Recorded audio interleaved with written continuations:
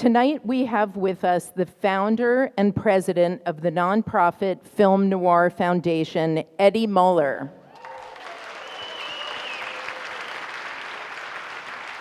I know we have a lot of Eddie Muller fans here. He's the czar of noir, and he's been instrumental in preserving America's noir heritage through the Film Noir Foundation's Noir City Film Festivals. San Francisco's Noir City is the largest retrospective of noir films in the world, and if you haven't checked it out, I highly recommend that you do so.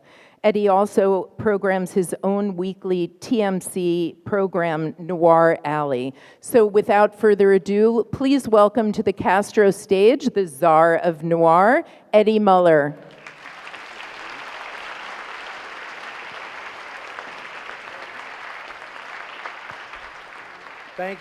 Thank you very much. I'm going to take this off.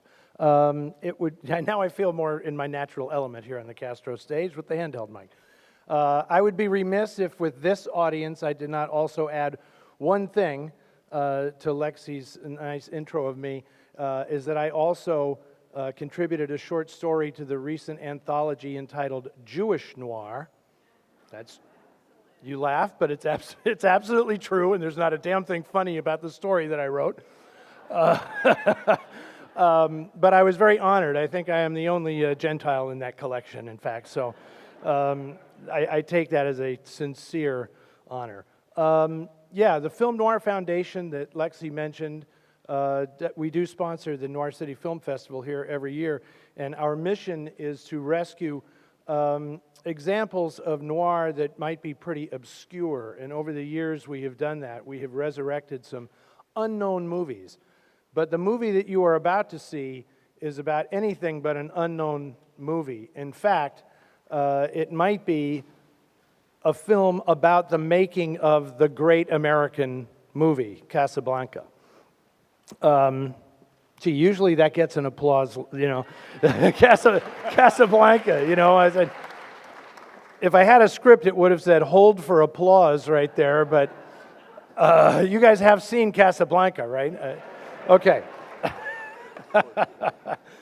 But one thing I want to clear up, because this is something that I noticed that tells you a lot about social media, is despite the best efforts of the Jewish Film Festival and the Film Noir Foundation in Noir City in promoting this screening, a lot of people are under the misassumption that you are about to see a documentary.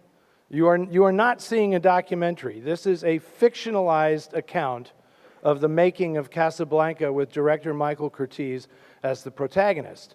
To properly introduce this movie, we are in luck because the Film Noir Foundation has as one of its founding members the man who literally wrote the book on Michael Curtiz, my colleague, Alan K. Rohde, who is here to tell us some factual stuff about Mike Curtiz. Bud? We're right back here where we started. I know. There we go. Well, good evening, everyone, and thanks for JIF for inviting me, and Eddie, and Michael Curtiz. Just to give you a little a biographical sweep of his career, which really was extraordinary. He was born Mano Kamener, Hungarian Jew, Christmas Day, 1886. Curtiz was around at the very beginning of cinema. He was watching the Mellors Brothers films in City Park projected on a sheet. He was a classically trained actor. In those days, you had to get a certification. He graduated from the Royal Art Academy at Budapest, became an actor, and directed his first film in 1912. He really founded the Hungarian film industry in Hungary, made a whole, endless amount of silent movies, left Budapest after the end of World War I. He served in the Austro-Hungarian army, was wounded in action, went to Austria, went to work for Sasha Films, and made these biblical epics like Sodom and Gomorrah, Moon of Israel, just some fantastic biblical epics. He was shooting a film in France with Lily Dimitra, who he was not married to, but they were They were an item at that time because he was making a movie star out of her. And Harry Warner showed up on a talent hunt in 1926, signed Curtiz. Curtiz came to Hollywood in 1926, went to work at Warner Brothers, and stayed there until 1954. So of any director, any American director that I can think of, there was nobody beyond Michael Curtiz as far as establishing a brand of films with a single studio. He eventually left Warner Brothers, went on to White Christmas and other things, and was literally carried off the location of his last film, The Comancheros, in Moab, Utah in 1962. So the era here portrayed... Carried off alive or dead? Alive, but on his way out, on his shield, so to speak. But the Curtiz you'll see here, and the actor that portrays Michael Curtiz in this film is not only amazingly good, but he looks like him. Dead ringer. He's a dead ringer for Curtiz. And I acted as the quote-unquote advisor. You'll see me buried way down in the credits. I answered some questions for the filmmakers. But I must join Eddie in saying this is a fictionalized version. And when we come back, we're going to talk about the differences between the film and the reality.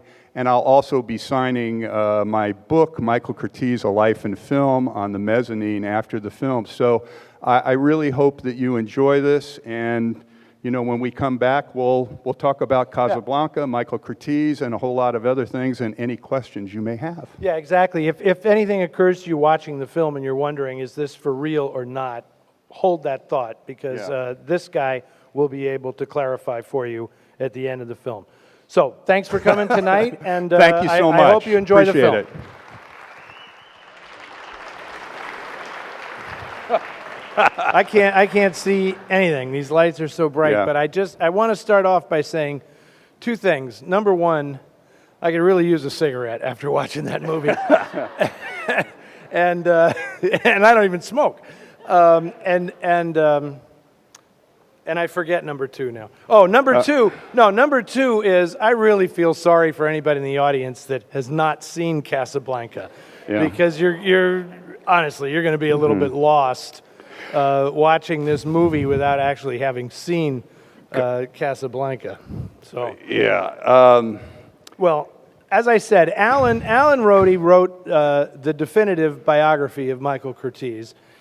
So it's very, very interesting to watch this film and be able to see where they take liberties with the truth in rendering this story. I'm going to start out with a positive thing by saying that something that I find very significant and important about this film is it's showing how many immigrants there were working in Hollywood at that time, which I think was hugely significant, and something that I always make a point of discussing when I host my show on TCM. Because I just think that a lot of people of a later generation may not realize the immense contribution from all of these people that made Hollywood what it was, you know, that created the fictitious America that Hollywood devised, was created by people who came from everywhere, all over the world, you know. So I think it was really interesting how this film showed that. Pretty well. Yeah. Well, Curtiz, the amount of immigrants playing the bit parts in Casablanca, many of them were Jewish, many of them were refugees. And in fact, the doorman in Casablanca, for those of you familiar with it, Dan Seymour, the part in Casablanca where they play La Marseillaise and drown out Conrad Veidt and the Germans singing, people were crying, and Dan Seymour said he looked around and they were really actually crying. I mean, this Casablanca was really an affirmation of a cause when at the end Paul Henry says, "Welcome to the fight," to Rick. And that wasn't just some propaganda throwaway line, it was real. But getting back to the movie, I would like to kind of straighten out the, how should I put it, dramatic Balderization of Curtiz's family, his daughter, and all of that was really altered for dramatic purposes. In actuality, Kitty Catherine was born in 1915. Curtiz, at that time, his wife was Alanka Kovacs, who he turned into a silent movie star in Europe called Lucy Durain, and made a whole string of movies, particularly in Vienna and Austria with Sasha Films, making her a star, Sodom and Gomorrah for one. And they got divorced in 1922. Curtiz came to America in 1926. And by the way, that 4th of July story, which was in press releases and repeated, Curtiz got here on June 26th, not the 4th of July. So that's another, that was a Hollywood invention, not necessarily an invention of the filmmakers. Print the legend. Yeah, yeah. But Catherine, Kitty, she had to stay with her mother at a certain age. She had a very troubled childhood in Europe because she was in a convent and then would join her movie director parents, like in a hotel suite in Paris for a weekend, and then go back to a convent. So she had a confused upbringing. She stayed with her mother. Curtiz came to America, but then he brought her to live with him and Bess Meredith, who, by the way, Bess Meredith looks nothing like the actress in the film. She was a charter member of the Motion Picture Academy and worked with Curtiz on scripts and so forth, and they were married for 30 years. So Kitty was a part of the household, and in 1939, well, she wanted to study abroad after she finished school in LA. He sent her abroad, and instead of studying, she decided to become a nightclub chanteuse. Curtiz had to send detectives to try and find her. She took an overdose of drugs in Greece. He had her brought back. Was living at Curtiz's ranch in Woodland Hills and so forth, and then she cut her wrists in 1939 in a Hollywood hotel, and on and on. So it was a very troubled relationship, but at the time of the film, she was studying art, and she managed to, straighten away her life, although, Curtiz was not Father Knows Best material by any stretch of the imagination. The issue, but it's funny that I think to sort of play devil's advocate with the filmmakers. Yeah. I mean, Michael Curtiz did have a lot of daughters, right? I discovered that. I think they decided to have his being an estranged father represented yeah. through a relationship with the one daughter that he actually did have a relationship with. Exactly. It's kind of, that was weird. Well, one of the things I found out is Curtiz had a son that was born in 1920 out of wedlock. He had a daughter with an Italian actress in one of his movies. He had another son, and this was after Kitty. And then his last daughter was born in 1956 when he was in his 70s and the mother was 22. So he has a daughter, a guy born in 1886 has a daughter younger than me. That kind of, that got me. But the whole business of trying to get his sister out of Hungary, what Curtiz did was he got his mother, Aranka, and two of his brothers out in, I believe, 1939. He got his mother into the country, went to New York, brought her back, put her in a house in Sherman Oaks. They were very close. His brothers had to hang out in Tijuana until he could get the visas and all that business squared away. So he and Bess would go see them every weekend. Now, with regards to Margaret, he did try to get her out. He didn't need, Hal Wallace or Cuddles the cow to filibuster him to get his family out of Hungary. But this was later in 1944 when the Hungarian Jews began really to be actively deported to Auschwitz. And what happened with Margaret that was very, very tragic is that she and her husband, they had a son, and they managed to get the son out to France. He ended up coming to the United States and enlisting in the army, which is how he got his citizenship and fought the Nazis. But Margaret and her daughter Catherine and Margaret's husband All three of them went to Auschwitz. When they got off the train, that was the last time Margaret and Catherine ever saw their husband. When they were doing the selection at Auschwitz, the SS man on the ramp there sent Margaret over to the group that was going to be sent to their deaths, sent the daughter, who was like 20, and sent her to the other column. Margaret realized what was going on and went up to the SS men and threw herself at his feet and begged, lied about her age, begged and begged. And so this SS man said, go ahead, go over to the other line. He just wanted to, get rid of her. And in fact, that SS man was Joseph Mengele. Yeah. So Margaret and her daughter, Catherine, survived the camps. Margaret, after the war, Curtiz sent an airplane with some help from the brothers Warner, got her into America by 1947. Catherine and her children followed. They went to France, and I believe they came here in the 1950s. And I'm honored that one of Catherine's daughters is here for us tonight, Michael Curtiz's grandniece, Agnes Judas. Aggie, could you stand up, please, to be recognized?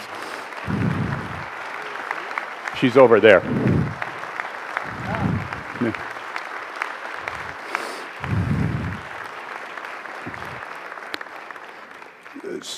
So, Curtiz was definitely a hard-boiled guy. There's no question about that. But as far as his family goes, I just felt it was, I really wanted to tell that story and kind of set the record straight on that. Now, as far as the making of the film, do you have anything to offer on that? Well, I'm now that the lights are coming up a little bit and I can see you people. There you go. I'm sort of curious to know what some reactions, if people in the audience had any reaction to this, because I'm always skeptical of films that are fictionalized accounts of real stories, particularly where artists are concerned, because I do believe that it is okay to take creative license with the truth in an attempt to arrive at some bigger truth, right? But there are things in this film that kind of that stretch reality a bit for me. And I'm just going to start off by saying that I had more than enough of Eric Johnston in this movie, right? But the thing that's interesting about that character is I get what the filmmakers are trying to do. They're trying to make him the government authority figure that sort of ruled over Hollywood. And in fact, at the time Casablanca was made, the actual Eric Johnston would not have been remotely near this set, nor would even that be allowed in reality. He worked for the U.S. Chamber of Commerce at that point. He would eventually become the guy who was sort of the head of the Motion Picture Association of America and was the guy who brokered the infamous Waldorf agreement that essentially started the blacklist, years after this. But to my knowledge, he had absolutely nothing to do with this, and honestly, taking the creative license to have him trying to rape Curtiz's daughter is a little much in my book. That was just too much. And in fact, one of the ironic things is, I don't know, this Johnson was kind of a composite. It wasn't clear whether he was Eric Johnson. Well, they were very clever to never say Eric. They kept as his saying first the name, committee. right? They kept saying the Office of War Information, so it was kind of hazy. But what's interesting, the head censor at that time for the Motion Picture Association was a fellow by the name of Joseph I. Breen, who brought life to the cliche that the motion picture industry in Hollywood was run by Jews and administered by Catholics. And Breen was very competent and bigoted, and when Casablanca was submitted for censorship review, Joe Breen, he usually, does it comply with the code, the censorship code or not? That was it. That was the bottom line. Joe Breen actually picked up the phone and called Hal Wallace and raved about Casablanca. And he said, this is not only the best film out of Warner Brothers, this is the best film I've seen in some time. And Wallace perked up, and he actually increased the publicity budget based on Breen's feedback, because this was something he never did. So the notion of some super censor, big brother is watching you on the set of the film is just a total dramatic invention. Didn't happen. Okay, I'm going to take some questions, but I'm going to preface this by saying if you have a question or a quick observation, because Alan is here to sell books upstairs, and if you have a specific question for him, you can also ask him when he's upstairs signing books. Okay, so no monologues, please. Yes, right here.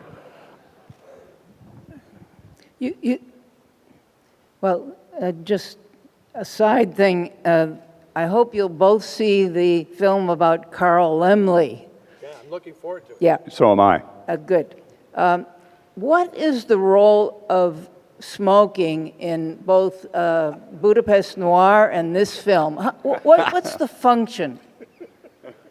Well, the function of smoking at that time is that everybody did it. Everybody smoked. I mean, everybody smoked. And I've actually, when I was making films years ago, older people would say the problem with this film is not enough people are smoking, right? I mean, we all smoked. Everybody smoked. And cigarettes were known as the actor's best friend. I mean, it was just the greatest It gave you prop something in to the do world, with your you know? hands if you were in a scene as an actor.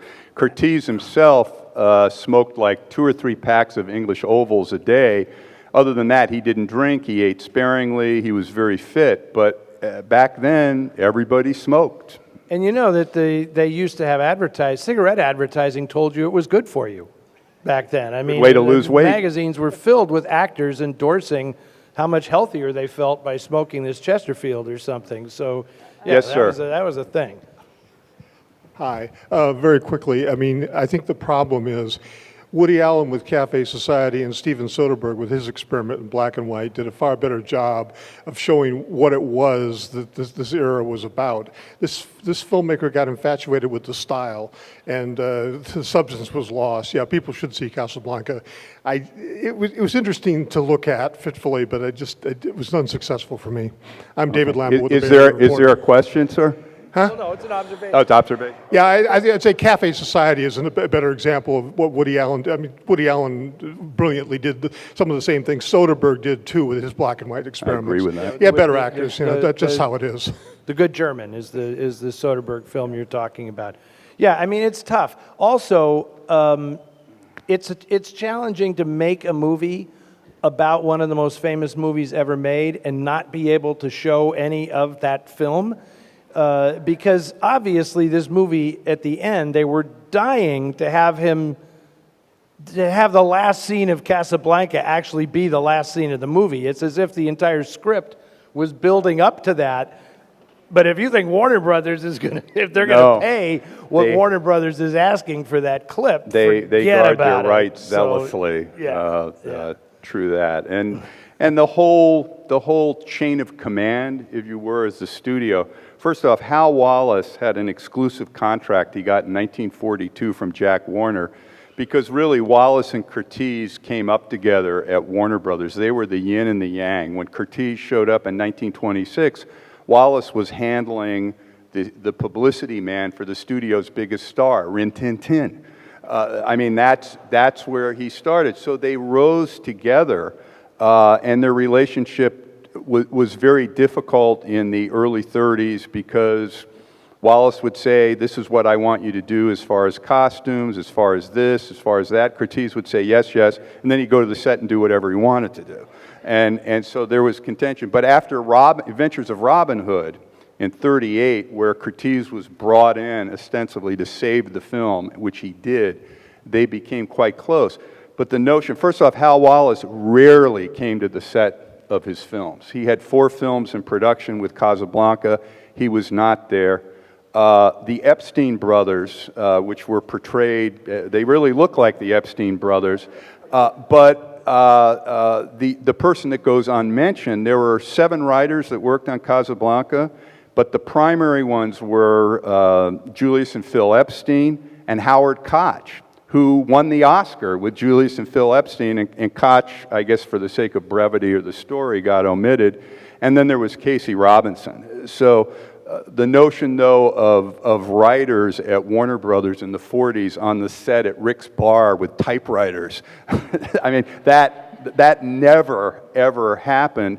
And Wallace was like the hub of the wheel, and he would have Koch write some stuff, he would have the Epstein brothers write it, and they never were in the same room together. It really wasn't a collaboration.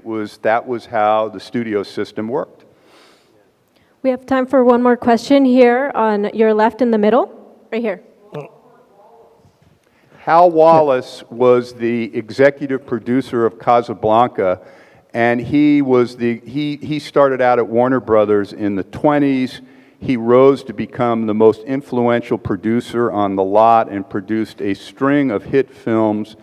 He was given a contract to be like an independent producer at Warner Brothers. However, Jack Warner, that encroached on Jack Warner's perception of who ran the studio. So it came to a climax on the night Casablanca won for Best Picture. Jack Benny was the host. He announced Casablanca as the winner. Jack Warner had absolutely nothing to do with the picture other than recommend George Raft to play Rick, which Wallace and Curtiz shot down immediately. So Wallace gets up to get his Oscar, and he has to go through a row of Warners, and they put their legs out and blocked him. This is a true story. And Jack Warner ran up and took the Oscar from Jack Benny and is going like this, and Hal Wallace is sitting there fuming. And that was the final straw of the two titans with big egos. But the one who had the talent was Wallace, and about half a year later, he left and set up his independent production company at Paramount. And he went on to become one of the great producers of film noir. That is true. That is true. True that. And Jerry Lewis, and he had Martin and Lewis, so he made a fortune, because they were like an ATM machine. And then he made dramatic pictures like The Glass Menagerie, The Rose Tattoo, because he had all the money. And then when Martin and Lewis broke up, there was Elvis Presley. So Hal was a very smart guy. Mike would hate you talking this much about Hal Wallace. Is it true that they didn't know what I'm over here to your left. Oh, okay. Is it true that they didn't know what the ending of the movie was going to be until pretty much the ending? No, not really. Ingrid Bergman in her book claimed that. But they didn't know how the ending was going to be played. Okay, the fact of the matter is, this was 1942, 1943. There was no way, after you built up Victor Laszlo to be this icon of democracy and a hero, that he was going to get killed. And guess what? You were not going to have Ingrid Bergman say, you know what, I'm going to run off with my saloon keeper lover and leave Victor Laszlo standing on the tarmac. So they knew that it was going to end up with Elsa and Victor going away or being together at the end. The conniption, if you will, was how it was going to be arranged. And Howard Koch wrote, rewrote, and finally came up with, the whole thing of Victor is the one that keeps you going. That's why you're getting on the plane with him, and folding it into the larger cause, which makes Casablanca special. And that was how it done. However, in going through the production files, which are complete on this film, the day the last scene was shot, there was a tremendous argument between Michael Curtiz and Bogart over the scene, and it got so heated that the production assistant had to get Hal Wallace to the set to arbitrate between the two of them. Now, what that was, I was told by one of the survivors, it was over how the scene was to be played. Somebody else said Bogart came in hungover and was stalling till he could learn the new lines. We don't know, but I think they knew all along, certainly the people making the film, maybe not all of the actors, but Wallace, the writers, Curtiz, they knew that Ingrid Bergman and Paul Henreid were going to end up together. And it's interesting in that early scene in the movie where they're all sitting around this table at Warner Brothers discussing what the movie is actually about.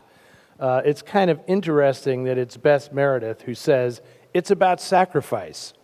That's what this movie is about, and she's absolutely right. I mean, that is the end of the movie, and that's what makes Casablanca great, is that the lovers both make the sacrifice at the end of the film. For the greater good, for the greater cause. And Bess Meredith, Curtiz would take his scripts home, and this was the unwritten collaboration that I write about extensively in my book, because she was a screenwriter that went back to D.W. Griffith, made all his own films. When he came here and he hooked up with her, they eventually got married. She was the one that was his entree to Hollywood society and all of the people in Hollywood. But Julie Epstein said, he said, I wish I could have recorded or filmed the story conferences, because he would say, you know, this love story not been played right. And then he would say, well, what do you want? He goes, oh, I forgot what Besky told me last night.